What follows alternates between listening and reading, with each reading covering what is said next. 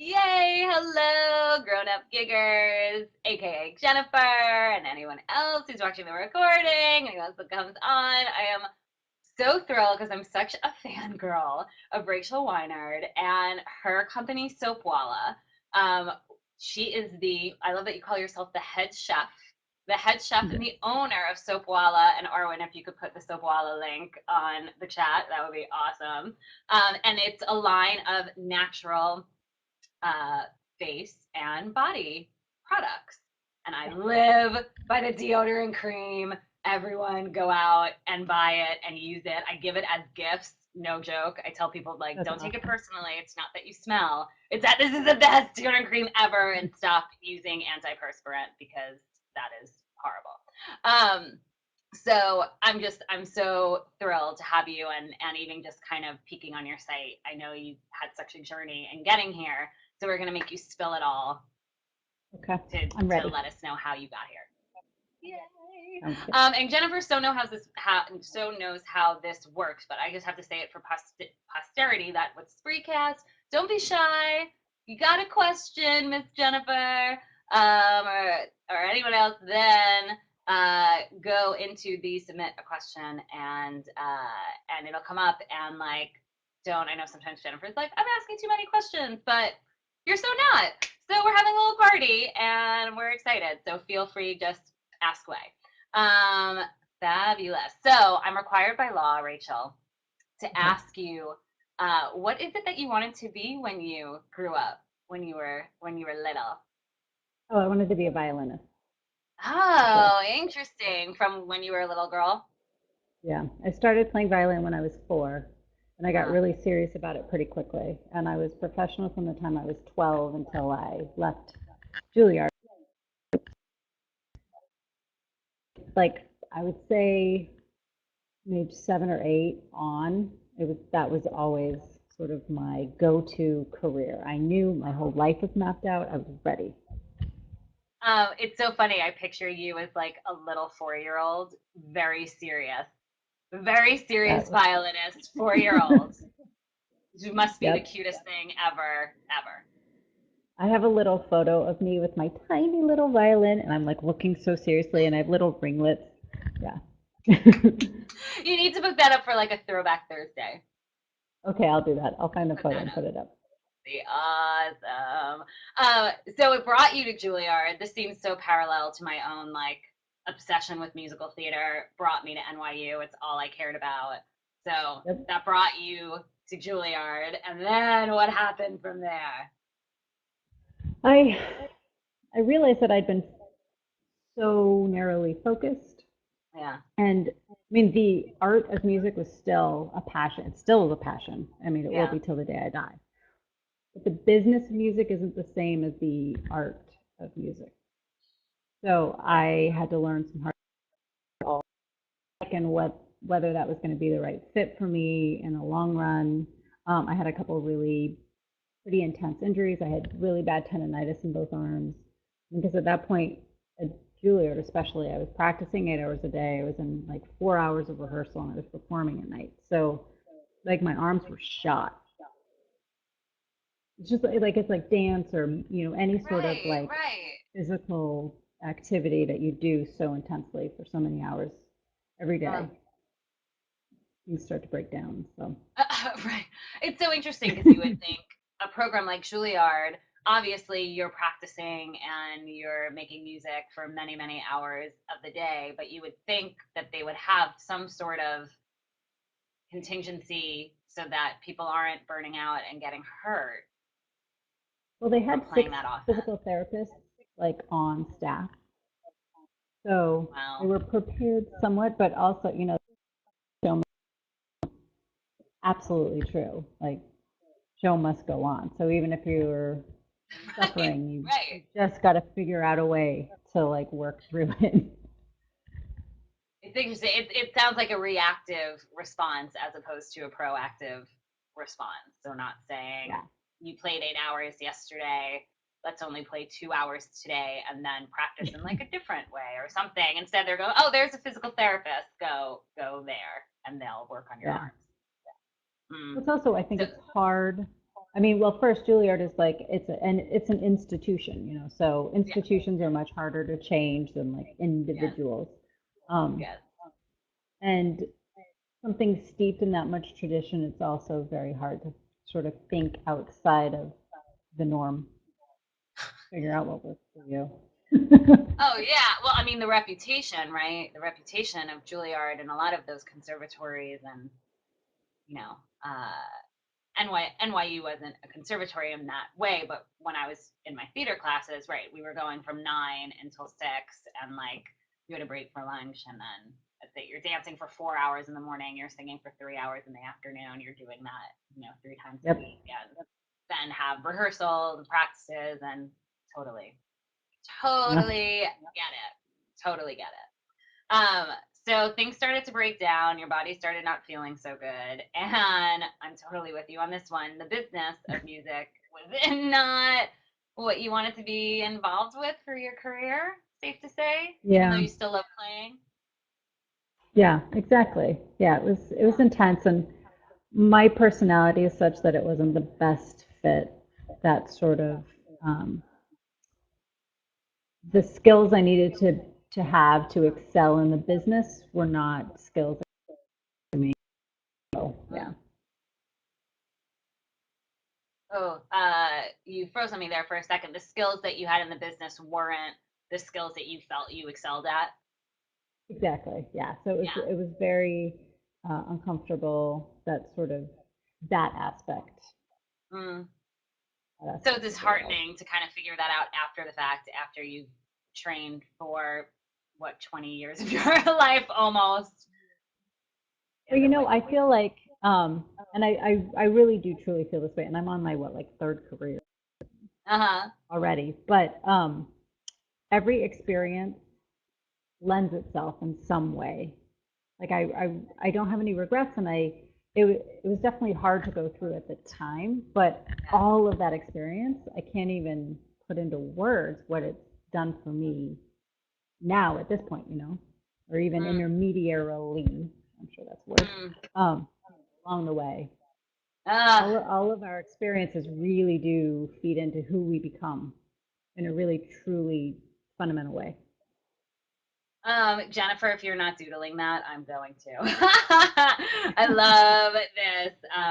Jennifer always doodles quotes from the grown up gigs. All of our experiences lend themselves to, how did you phrase it? The choices that we make or kind of where we land. Yes, exactly. I want to like put big blinking lights around that. And I'm so glad to hear you say that. I have a very similar perspective. I would never take away the time I spent performing or training or even afterwards pounding the pavement and doing that stuff. It all led me here. So it sounds like you don't regret the choice of going to Juilliard and mastering the violin in that way. No, not at all. I mean, first it brought me to New York, which Uh is huh. it's the perfect place for me. New York Uh is where huh. I feel home. And my family's actually from New York. I have most of my family's from the East Coast. Um, and my father's side of the family is from New York, Brooklyn and South Fallsburg and the Catskills. Um, and I grew up on the West Coast. And so it was this really weird feeling of the first time I got here when I was 16. I was like, I'm home. This is like, I never quite felt comfortable on the West Coast. There's a very different sort of vibe and personality that comes out. And I was always like the odd duck. And Uh huh. I just can't even, ugh, I loved it. Like the second I saw the city, it was dirty and grungy and loud and crazy and bright and like sensory overload. And I was like, yes, this This is is it. where I want to be. The city Yep. accepts everyone. I feel like the city is just so accepting of everyone and what they want to do, and nothing's too Yes. big or scary or crazy for New York City. So I know what you mean. I grew up close. I grew up right on Long Island, but Okay. I left the second that I could, and I knew it was like NYU, NYU, NYU, NYU. Get into the city, and then I just only go back on Jewish holidays and birthdays when my family makes me. Yep. But other than that, I go, why would I come out to you? Come here, and we could go see shows, and go to great restaurants, and go to the Brooklyn Flea, and like do all those things. Totally. I Totally. hear you. Totally hear you. Uh, So, okay, so you came to this probably very, not to put feelings in your mouth, horrible, maybe identity crisis, grieving sort of decision that you were no longer going to pursue playing the violin as a career. Yeah, it was pretty intense. And actually, at the same Yeah. time, I was figuring out that I was queer. So it was Uh-huh. super complicated. Like, Like all of my identities were a jumbled mess. Thing I, well, actually, everything I thought I knew about myself was just up for grabs now. So it was a very confusing, stressful time. Also, I took this structure, right, of like I practiced 8 hours a day. I rehearsed and then I performed 8 times a week, and I threw that out the window. So, and I do very well with routine, um, yeah. personally, like not super strict like that anymore, but I like having something that I think that's partly why like my Soapwalla schedule works really well for me. Like I have a little production schedule and a shipping Mhm. schedule and like that sort of stuff, just makes me feel a little calmer knowing Uh, a little bit was Interesting. happening. Um, Oh, so yeah, everything was up in the air. Everything was crazy. Everything was confusing. Um, I wouldn't say it was horrible. I would just say it was incredibly intense. okay, But it right. also got me down to this like super raw state, like super vulnerable, raw, just me. Ah, And so what did you now looking do? back on it, of course, I'm thinking that was kind of awesome that I had that opportunity. I went to Seattle because my parents were living there, Uh-huh. and I went to high school in Seattle. And so I finished up my schooling at the University of Washington, and I took classes that were interesting, Mm. anything and everything that was interesting. So I took like a dinosaur class because I love dinosaurs. I took women's studies classes. I took a lot of like society and justice and philosophy classes because those really intrigued me. Um, and it was great. I got to explore everything. Like it was like a big college, because Juilliard is Uh-huh. tiny. There were like 24 Uh-huh. people in my class. So, and University of Washington had like 50,000 students. So, Wow. different experience.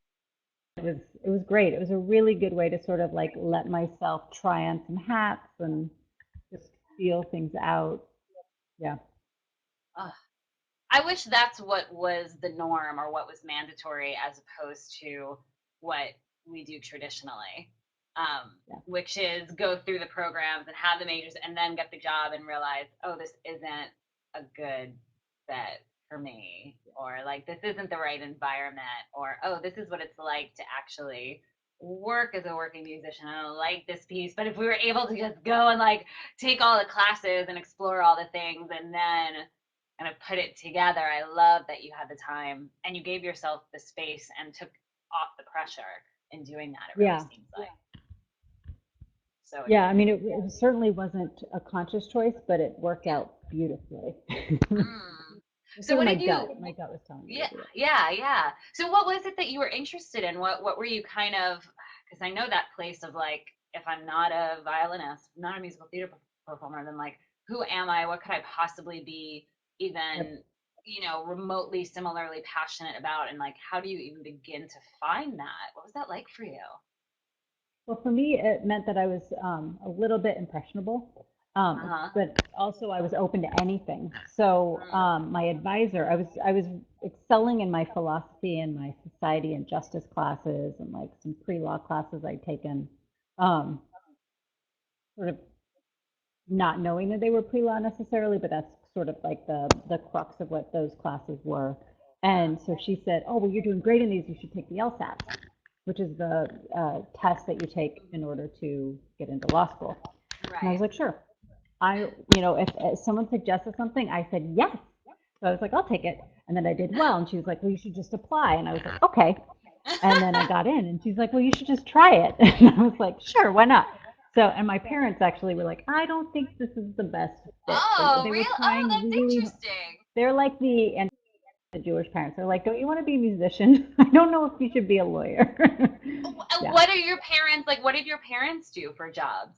So My interesting. mom is a high school librarian, and my Okay. dad, he was a draftsman, and he does a lot of sort of graphic arts, Oh, um, okay. graphic design sort of stuff. Yeah, Okay. he freelances now. Yeah, So So interesting. Okay, so they yeah, weren't buying that all of a sudden you like wanted to be a lawyer, or that no, was a good no. fit I for mean, you. they were very cautious in their wording. They supported me, Yeah. but they were also, I think, trying to gently guide me away from law. Mm. But that's okay. So, Actually, that's okay because it got me uh-huh. back Oh, to New so York. yeah. Because that actually, I was like, well, I have to go to New York. If this is Right. law school here, I can get back here. Um, yeah, So you yeah, came it was. back here. I did. I went to Columbia, and Uh-huh. let I'll I'll share this with you. The first day of law school, I was like, shit, this is. You knew you weren't in the I right knew, place. You knew. and I was $50,000 in debt. Just just from that first year or just from Juilliard? No, from the first year of law school. I'll be paying off my law school loans when I'm like 99. And this is what kills me sometimes more than anything, or the clients or the prospective clients that come to me that say, like, I knew right away that it wasn't a good fit, but I just figured I didn't know what else, I'll just stay there. And now I'm in exactly the same place that I was when I started, but I am hundreds of thousands of dollars in debt. Well, like for me, when you start law school, you've already incurred the debt. So Right, I felt a little stuck. I was like, well, just by like signing my name, I'm in debt. So I might as right. well stick it through so that I have some hope of paying off the debt at the end. Okay. I And how did that made work out so for you? well, I met one of my closest friends there. She's Uh-huh. family, and her kids Uh-huh. call me Auntie Rachel. And like I really treasure that friendship. I Yeah. learned how to think completely differently. I am such a creative thinker Mm-hmm. naturally that breaking my brain down in that way and having to think super analytically um, is hard, Yeah. certainly hard. Um, but really good for me actually to Uh-huh. step that far out of my natural comfort zone and see the world in a different way. Um, yeah. So I mean, it was intense. It was very intense. I wouldn't say that law school was fun, Right. but it's given me a set of tools that I can definitely appreciate. Interesting. Goes back to what you said earlier. All of our experiences lend themselves to other things. Crazy. Super crazy. So you were only there for a year? No, I went all 3 years. I Oh, graduated. you went all I 3 years. worked at a law firm. I worked at two law firms. Okay. So you went through with it. So you went through with it. So even though you I knew the did. very first day, this is not where I need to be, you said, let's just do it. I have to pay the money anyway, and then I'll get a job as a lawyer, and then I have a chance of paying off the loans, which I have a feeling is how a lot of lawyers feel. It's like that Oh horrible yeah, cycle. I was not unique. That's not a unique story. I would say Yeah, half yeah. of my friends probably felt. I don't want to assume, but just from how we talked, I got Uh-huh. the sense that a lot of people felt that way. Interesting. So you lasted a few years in different firms, and then what Good. happened to make you just go, yeah, done, no? Was it that simple? Um, well, it was, but so when I was the timing is a little crazy because Uh-huh. I was in a kind of crazy mental space at the time, but I think it was the beginning of my second year of law school. I got really sick and Right. I was diagnosed with lupus. Mhm. And so for the rest of my law school time and all 4 years I worked at law pretty extreme health issues at the same time. And what was really the censure for me is that my doctor gave me an ultimatum. He said it's your health or your job. You can't have both. Wow. So it was easy. I was like, okay, I'm done. So I gave my notice like the next day, and Wow. I had no idea what I was going to do. I had no idea at all. I just You knew that you I had 18 months to figure it out because that was when Cobra, which is the this is, pre-Obamacare, so like insurance Right, was right. completely tied to jobs, and I had 18 months of like independent, insurance payments to figure out how I was going to keep my insurance. That was my biggest worry. Mm.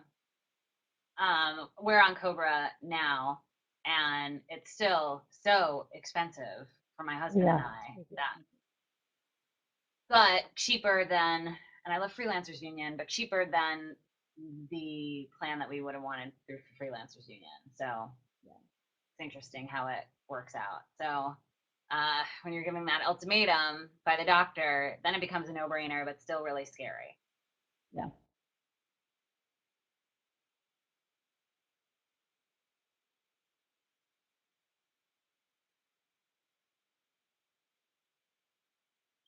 Uh-oh. You went away. Oh. Am I back? Oh, yes. Am I back? You. Okay, sorry. I don't know That's what's okay. going on. See, it's Mercury retrograde. I should just take breaks from anything communication-wise Mercury retrograde. Uh, but I was asking like, okay, so you're done. So the doctor gives you the ultimatum, and then what do you? Now you're really at like kind of point A again, right? Yeah. What do you do? I was, because so this whole time, ever since before I was diagnosed, um, I went from never having any health problems, never having any skin sensitivities, anything of the sort, to all of a sudden breaking out into rashes and hives and getting eczema, and everything was irritating my skin. My skin became crazy sensitive, and this was right around the time when I was diagnosed with Uh-huh. lupus. And so I tried everything on the market that said it was natural or it was organic, and I found that through trial and error and just self-education that those, especially 10 years ago when all of this was going on, um, those labels didn't really mean much. Like there could be one Mm, natural ingredient or one organic ingredient, and the rest was a set of synthetics that were known skin irritants or mm. immunosuppressants. So Right. out of sheer desperation, really, I started making my own products. I went on the web. I checked out every book I could get my hands on. I read every like popular magazine article on DIY, like anything I could Right. find, like old tomes on aromatherapy, everything. Wow. Um, and I went into my kitchen and I said, well, if I can probably put it, in my mouth, I can probably put it Put on it on my my skin. skin. Right. Right. Yeah. So I started there. And so this whole time, going through law school and the 4 years of being a lawyer, I had I was making skincare products for myself and then my friends and family, and sort of the Oh. the word got out that I was doing this, and Right. so, um, and I never ever ever ever thought I'd have a business. I certainly didn't think I'd be like a skincare company owner.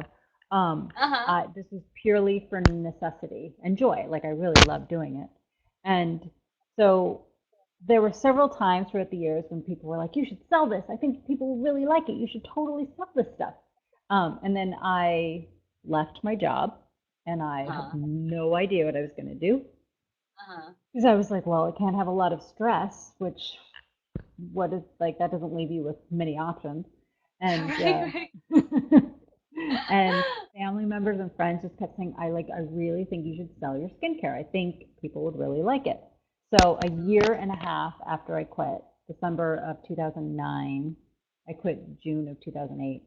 Um, I premiered Soapwalla, and so it was very organic, that progression to this. What took you so long? So curious.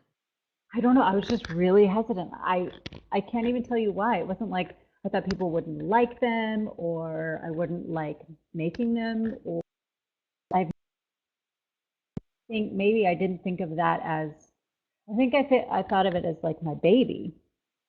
And so Uh, it was hard for uh, me to like get to that next point of thinking of, sharing and opening that communication and that whole experience. Yeah. mm. It's I so don't know interesting. why. I often find that we um, don't give ourselves credit for the things that come like naturally and easily to us. So a lot of Yeah, the times, like our friends and our family could definitely be sometimes the negative voice in our ear telling us something can't work or won't work or shouldn't work. And then a lot of times they're like dead on in terms of what we do well and what's valuable about what we offer. And yeah, sometimes we're like, no, but everyone could do that. No, but that's easy. No, but but I could just make that in my house. Like, what?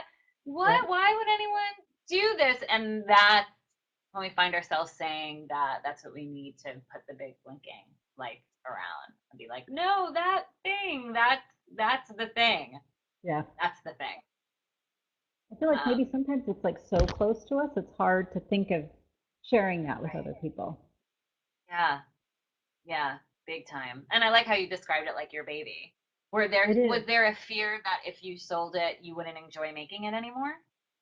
No, no. Mm, I hear But that I did sometimes make a too. very conscious choice that every single decision I was going to make, I was going to sort of sit with my gut. I really rely on my gut a lot to Uh-huh. make decisions, big decisions. It takes me forever to make a decision, and then once I have, I'm done. Like I've done it. Like I'm good. Um, I no, I don't know what I can't quite describe it. I think it was just like, no, this is like my thing, but I need to figure out my Uh, job, versus like right, this is right, my little right. thing. So it didn't feel like it could become something that would support you.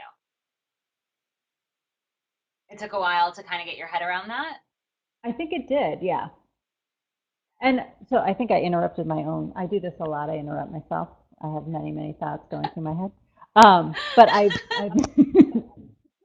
I will do this in conversations too with friends and my partner, where I'll interrupt myself and go a different tangent, and she's like, "Wait, go back. What? I don't know. I am not What? I'm listening. I'm following." following. I'm following. Right. Yeah. I'll Um, I'll I'll let you know if we get lost along the way, but okay, we're good. following so far. Good, good, good. Um, but I made a conscious decision that my growth would be slow and purposeful, so that I Uh-huh. never felt like things were getting out of control or I was I mean, I get overwhelmed just because, I'm, I'm the everything in Soapwalla. So that can be a little overwhelming at Right. times, but I never make say yes to something just because I felt like that was the right thing to do. I decided that this business platform. I mean, I didn't go to business school. I've never managed a company. I don't know anything about this side of the world, but Mm. I was just going to go by my gut and what felt right for me at the time. So far, that has served me 100%. Um, and it also means that my growth has been really slow and purposeful. I Mm. also like, because I feel like I've got control. I don't feel like it's like a runaway horse and I don't know what's happening. And I feel, like everything's out of my hands. I feel like I still have a really firm grip on what I wanted this business to be when I started. It's still there.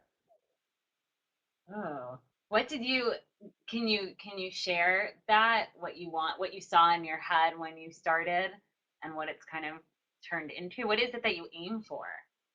Well, I wanted to be known as one of the premier skincare lines that was complete, and I felt really strongly about this, was completely and utterly trustworthy. People would say, "Oh, Soapwalla, of Mm. course. She knows what she's talking about, but also, there's no phoniness, there's no crap, there's no marketing. It's just really good ingredients, really good products that deliver." Mm. Yeah.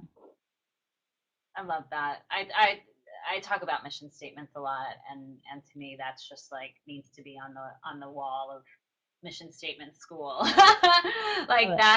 that's it. It's so clear. It's so concise. It's so understandable Yep. by everyone. Makes so much sense to know this is what you're doing and this is what you're after. And we kind of touched a bit before we went live on all the media attention that you've gotten and the press, and it is like so impressive. And I still see your name, popping up in a bunch of different blogs and magazines, and every time I go to your site, it seems like there's someone else that's talking about your products, and to hear you say that it came from word of mouth, Yes. kind of makes me fall over.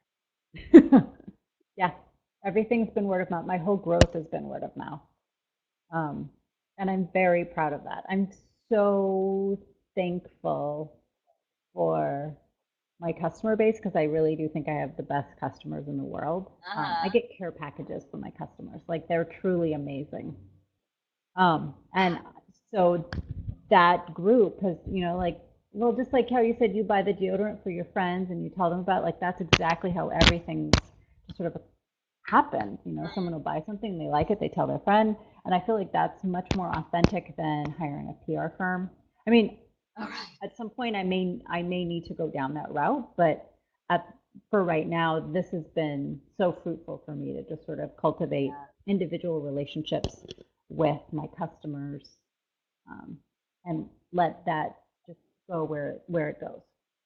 Right. So do you sell just exclusively to uh, consumers like one by one, or do you have wholesale accounts also?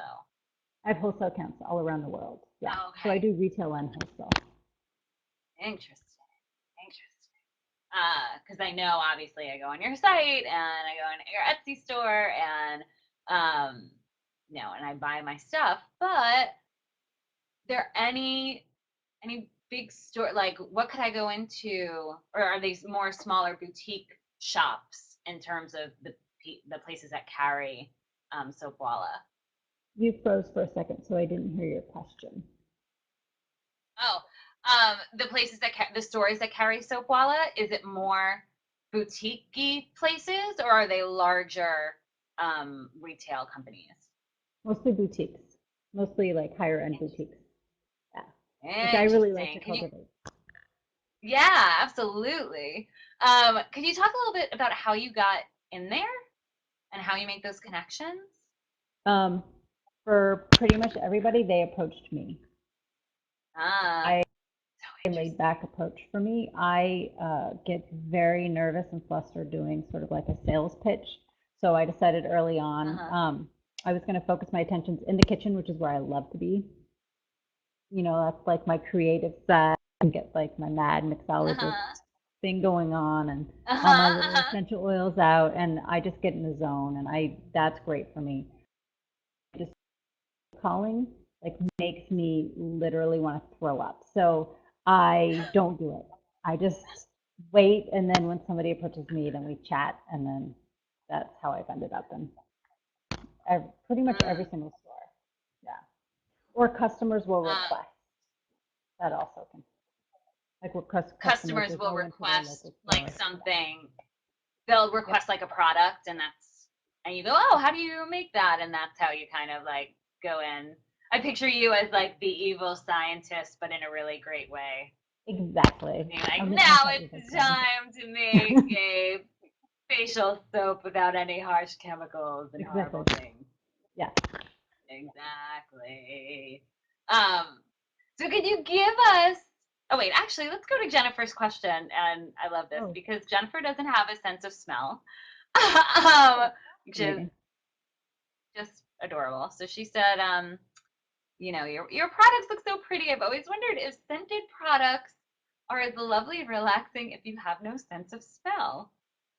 Well, your skin will still be able to benefit from the vitamins and the minerals that are in the products.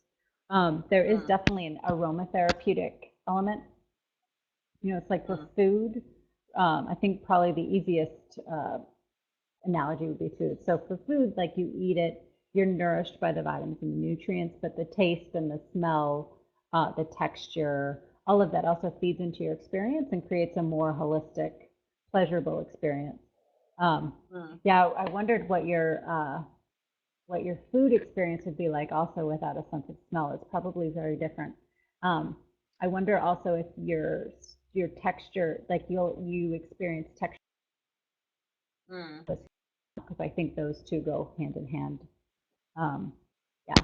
Oh, sorry. Jennifer just said Mm. she's very picky about textures, and that doesn't surprise me. I was on chemotherapy for lupus, a few years ago when I was Mm, at the law firm, and my sense of taste went away because um, I mm, think the chemo just killed my taste buds, and texture became so important. Like texture's always been important to me. Like I'm very much a texture person, but all of a sudden it was like that was the paramount thing. If I could eat or not eat was like what the texture of the food was. Um, so back to the original question, you will get benefits. There's the um, there's the sort of overall all five senses working together that that you'll experience differently than the average person. But the ingredients and the quality of the ingredients for skincare will still greatly benefit your skin. mm. So interesting. Super interesting. I'm trying to think. Like I took a bubble bath 2 nights ago, and it was like a eucalyptus, whatever. And of course, the smell enhances the relaxation. Um, Yeah. but it was still a wonderful, relaxing experience. I would think even without the smell, just you said the texture and the I don't know the different oils and moisturizers and other things that are used at the same time. Exactly. Yeah. And they'll still do very fundamental things for your body. Right.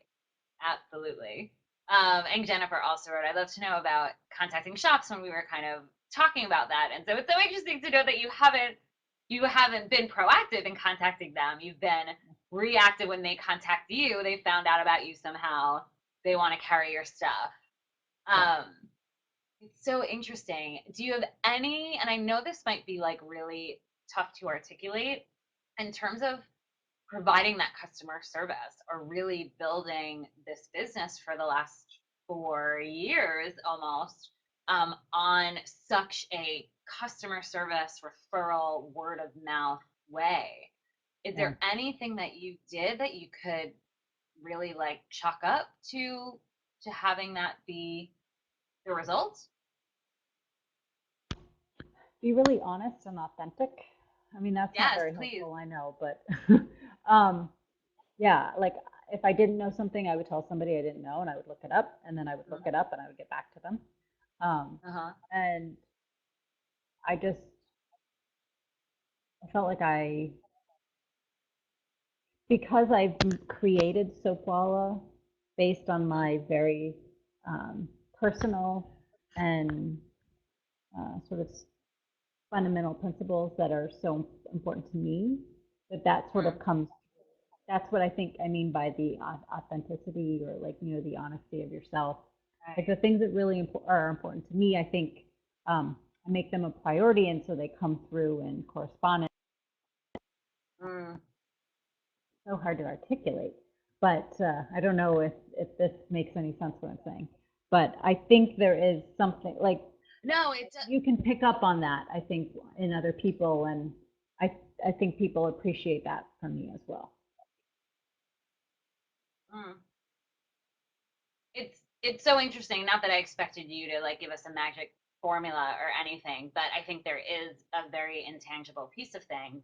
But I think it goes back to getting really, really clear on your own mission statement and values and goals, and letting that be your compass in a hippy dippy way to how you make decisions and who you decide to work with and how you communicate with people.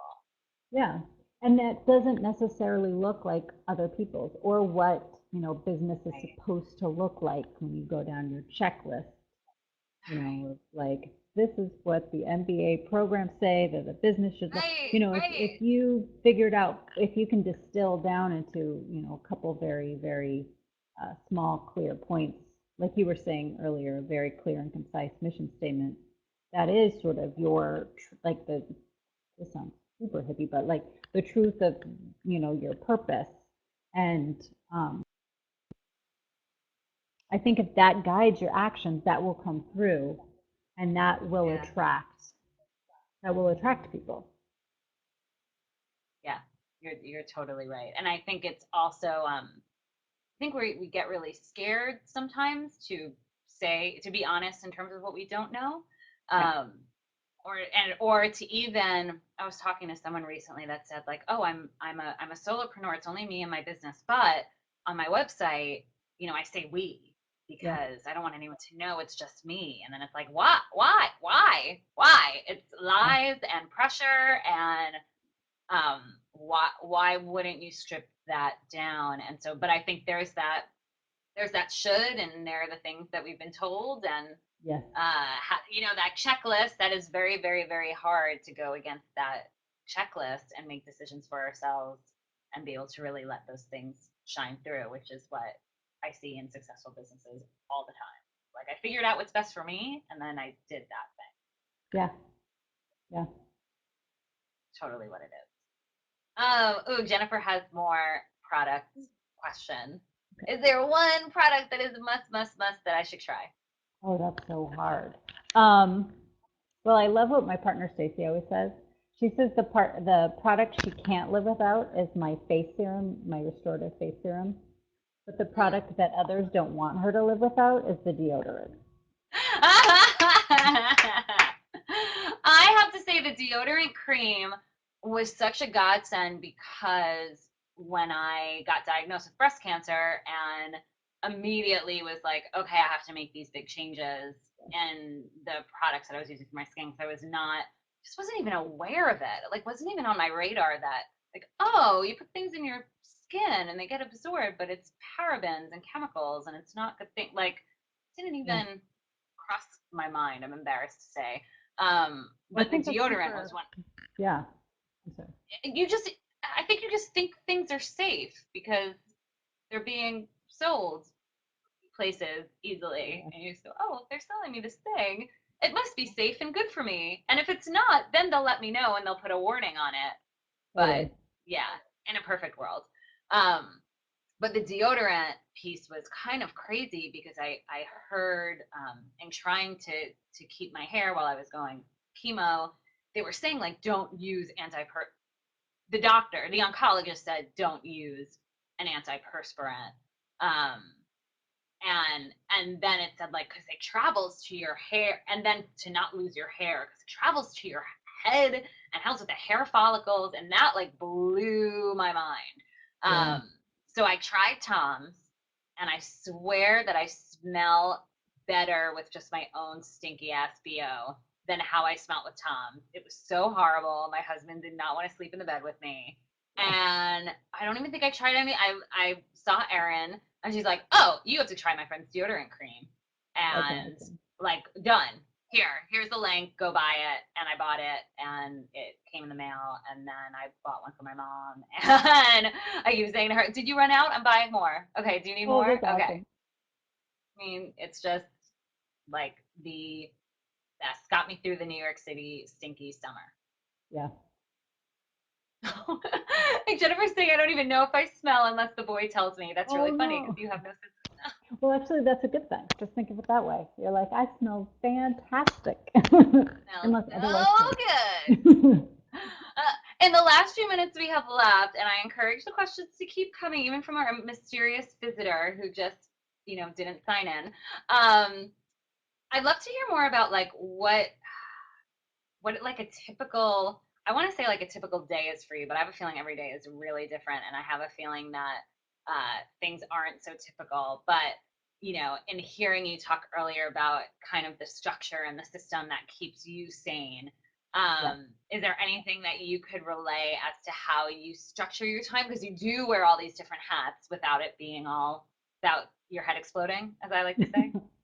Yes, totally. I get up at 5 and I answer emails. I am a coffee freak, so I make my Okay. coffee my very specific way. And then Stacey, my partner, is in the corner and she's laughing because, like, every evening I go to bed and I'm like, I get to have coffee in the morning. Like, I love coffee. I have a So little cute. coffee dance. So I make my coffee and then I sit down and I go through emails because if you write Soapwalla, I am the one who's answering. So if you write any of the Right. emails, like hello at, Rachel at, press at, any of them, it's me who Oh answers yeah. them. So I go through and I spend a good hour to 2 hours answering emails. Um, and then if I have a lot of extra time, I'll either do yoga or Pilates. And Hmm. then I'll go into the space. And I do shipping in the morning. So we prepare. Um, there's three of us. I'm the only full time, so there's almost always two people at the space, somebody to help me. Um, Okay. in the morning, we'll prep retail and wholesale orders. So retailer like direct to you, for instance, if you bought off my website, Right. and every thank you note, every package has a thank you note, and every thank you is handwritten. Um, Wow. which is fun. And I've started to incorporate new languages because it gets boring to say thank you. So I think we're up to like Right. 15 languages now that we just randomly throw in.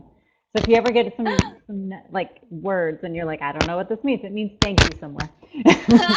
um, and then I we've love got it. the And again, different. I have to point back that it goes back to the mission statement. It goes back to the customer service that's so important to you. It goes back Yeah, to that's how you are delivering these packages. Like I see them now full of just love. yeah. It really, that's exactly. It feels like I'm like it's a little love note in the form of skincare to my Right. customer. Um, And Right. then I do all the wholesale orders, which are usually a little more complicated. So we have a little system for that. And then we do production. And production depends Mm. day by day what I need or if I've gotten a big order in because I make orders to I fill wholesale orders to order. So Oh if somebody wow. orders 300 deodorants, they're very fresh. Or if they order 50, those will finished curing within the last week. Or lip balms or whatever the case may be. I try to give my retailers as fresh a product as possible so that their customers get as fresh a product as possible. So production sort of that's where the like crazy depends on the day situation really comes in. Or if somebody's coming to the space, to interview Right. me or to see, or if I have meetings or anything like that, then everything gets a little shifted around. But for the most part, it's get up really ridiculously early, answer a bunch of emails, do shipping, and then do production. That's the basic gist of the day. Right. Right. Running Right. That wild. that is amazing. That's amazing. Well, just to hear that 5 o'clock wake up call. I'm not a Yep. morning person. I don't know if you see me go, oh, what? 5 o'clock in the morning and answering emails. The fact that your brain works enough at 5 o'clock in the morning is super impressive. But There's something about being a little tired and not super awake that I found my emails just get written a lot more easily. Like I don't get tongue tied and I don't get like it's not stage fright, but like, every once in a while uh-huh. I'll, excuse me, in the middle of the day I get an email and I'm like, how am I going to answer this? I have to say it just right. But if it's like at 5 in the morning, I'm like, done. Like Yeah, I just, yeah, I haven't built up those neuroses yet. So yeah. it's perfect. So it's so interesting. It seems like I forget what it's. I think it's called the email game, and it's actually like a website, and it's something that it's just like an app that you put into your email, and it corresponds with like Gmail, and it's Oh, cool. a game where you try to get through as many emails. I think they give you like a minute per email, and if you start going longer than that, they like do funny things to stop you or whatever. I have to find the link. But it seems like it's almost a natural email game because when you're just not as like I don't want to say alert, but alert like perfectionistic and I have to write exactly the right thing and this has to be a 3 paragraph email response. Instead it's like, no, you know what? I'm going with what's in my head and that's good enough and the end. Exactly. Yeah. Yeah. It takes Yeah, the pressure off a little it's, bit. it's amazing. Yeah, absolutely. And it seems too like it then kind of puts you into your day. So when you know that you're in your space, that it's time to focus on shipping and being a chef, which, as you said earlier, is your favorite thing. So that Yeah. makes a lot of sense. Exactly. Exactly. Yay. I love it. If anyone has any more questions, please throw them on out. Otherwise, I think maybe I want to ask, especially since you were talking about building your business slowly and purposefully. Yes, I do mean if Jennifer has any other questions or the visitor. I don't know if the visitor, sometimes when people sign in as visitors, they can't like type questions. So, visitor, if you want to type a question, you can if you're able to. Um, Arwen, if you have any questions too, you could totally type them as well. Uh, but is it, do you have like any 2014 planning goals, like anything in the future of what's coming down the pike with Soapwalla that you would be interested in talking about? Yes, I have a couple products that will be coming out in 2014 that I'm very excited about. I do all the Oh, can you tell formulation us? as well as everything else. I'm going to have Okay. a second deodorant that comes out, which I'm very excited about. Interesting. Why mess Yeah. with greatness? Well, Why mess with greatness? I'm going to have the great one. And then Okay. some people don't like touching their armpits. Some people Uh-huh. want a different experience. So I've been working with the feedback I've gotten from some of my customers and been fiddling with that, no pun intended. Um, and then also, I'm working on a balm, like a skin balm that will be baby safe. It'll be really nice. And then a couple Oh, other products as well. There we go. Which I'm very excited about. And also, I am going to collaborate with. I'm in the Old American Can Factory in Gowanus. That's where my studio is, and it's filled with really cool, amazing other small businesses. And so I'm going to collaborate with my downstairs neighbors to make a travel bag for travel size oh, Soapwalla products, which I'm very excited about. Yep, and some travel next year, all sorts of good stuff. cool. It's really exciting. And I have to say, as someone um, who is sometimes extroverted to a fault and wants to say yes and do all the things all the time. And I know Arwen is laughing and crying right now because Arwen, as my virtual wizard, is the one who gets the work when I say yes to things. It's really nice and refreshing to hear kind of the very purposeful, authentic way you make your decisions. Um, you're still very aligned with the type of business that I want to have and personal life I want to lead. Um, it's really nice to kind of hear it. Like it's about authenticity. It's about listening to your gut. It might take you a while to hear what your gut is saying, but if you listen to it and just kind of slow down and concentrate on the things that you love doing instead of muddling things muddling things with lots of other things Yes, that don't quite fit. That gives you the space and room to create your new products and travel and you said you teach yoga on Tuesday nights I so do. that's amazing. So there's Thank room for all of that without it getting too overcommitted. Not so. you. Yeah, I think Yeah, so. yeah, absolutely. Oh, Jennifer said, where do you teach yoga? It's Oh, just for lupus patients, right? Is it is. I that what you teach a said? free community yoga class for lupus patients at Long Island University.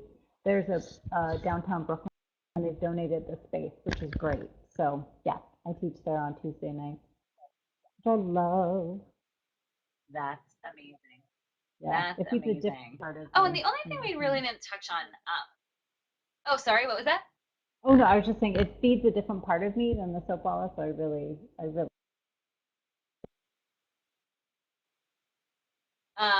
And I love that.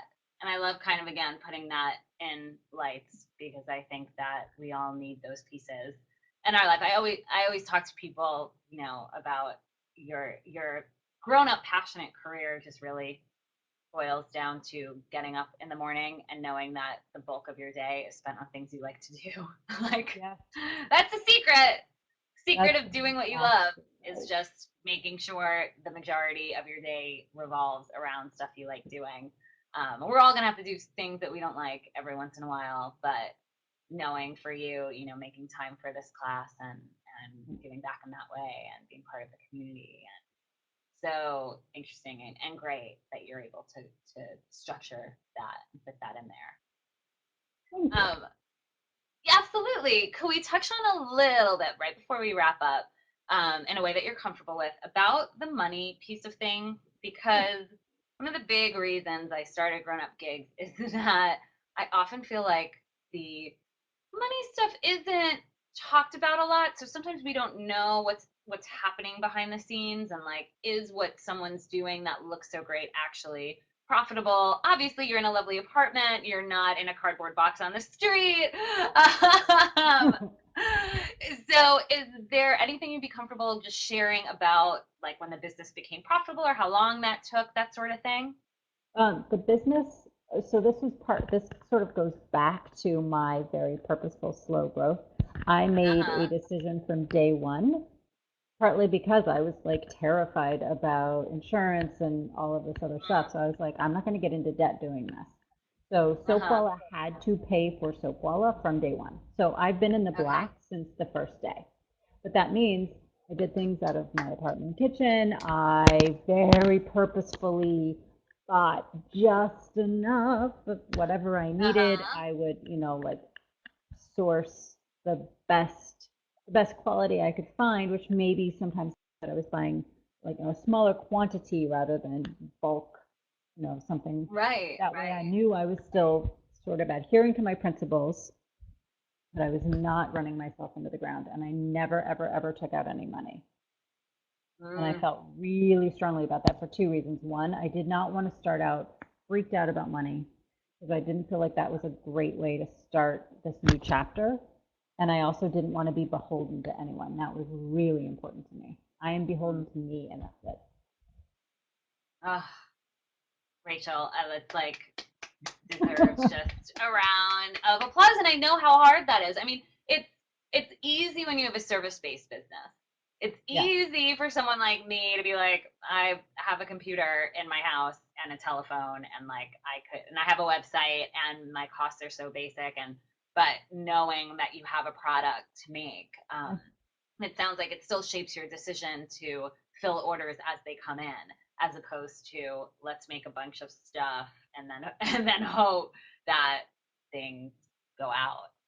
yeah. I've never thrown Really out product, interesting.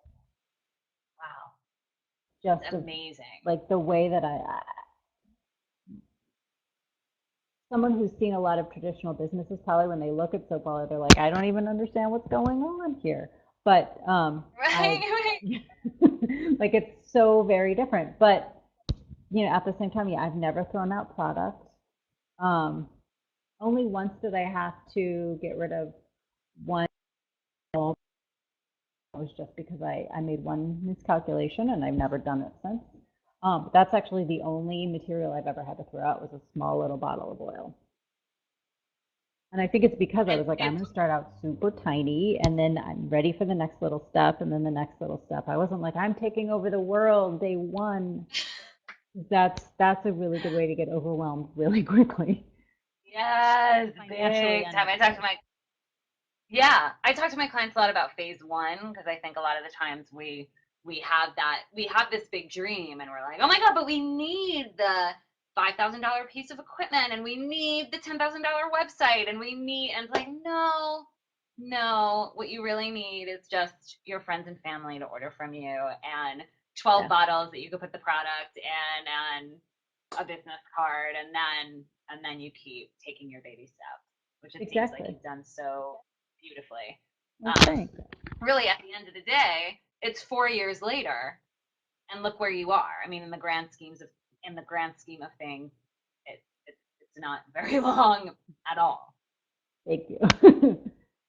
Thank you. It's really not. It's so impressive and exciting, and I'm so thrilled to have learned more about you and heard your story. We only just met 15 minutes before we I went know. on air, and I'm just, as I said earlier, I've been such a fangirl. I was so excited when you agreed to this, and thank you for letting me pick your brain and being so honest Thank you so about much for having me how you on. discovered this and how this all works. Everyone, go to soapwalla.com, buy the deodorant cream at a minimum, and then buy and try everything else. But seriously, like get the deodorant cream because it will change your life. Thank you. And you guys could find me. Jennifer knows where to find me. Anyone in the recording can find me on whenIgrowupcoach.com. The next grown up gigs. Oh, who's it with? I'm so bad. I usually have this on the tip of my tongue. The next grown up gigs. Oh, it's with Summer Pierre, the author and illustrator. She's one of my favorite authors And I'm so excited to be able to talk to her next month. So you could see whenIgrowcoach.com/GUG. You could get those details, and I'll be announcing my 2014 guests as well really soon. So, Rachel, thanks again so much for being here. Jennifer, visitor, anyone listening to the recording, um, thrilled, and have a great night. You too. Thanks again. This was so great. Oh, thank you so much. Bye, guys. Bye.